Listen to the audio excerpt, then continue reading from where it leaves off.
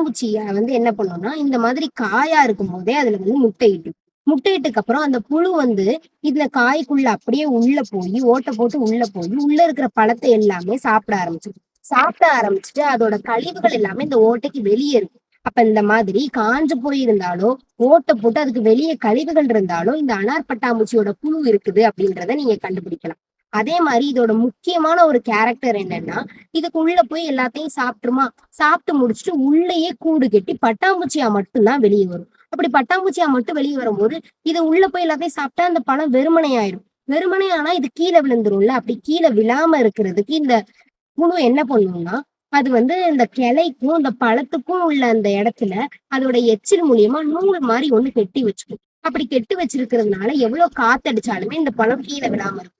ஏன்னா அப்பதானே அதுக்குள்ள இருக்கிற அந்த கூடு சேஃபா இருக்கும். அதுக்காக இது அப்படி ஒண்ணு கெட்டி வச்சிருக்கு. அப்ப நீங்க இந்த மாதிரி ஓட்டை பார்த்தாலோ, அதுக்கு பக்கத்துல ஒரு கழிவு பார்த்தாலோ, இல்லைன்னா மேல இப்படி கூடு கட்டி இருக்கிறத பார்த்தாலோ, இந்த அனார் பட்டாம்பூச்சியோட புழு தான் காரணம்.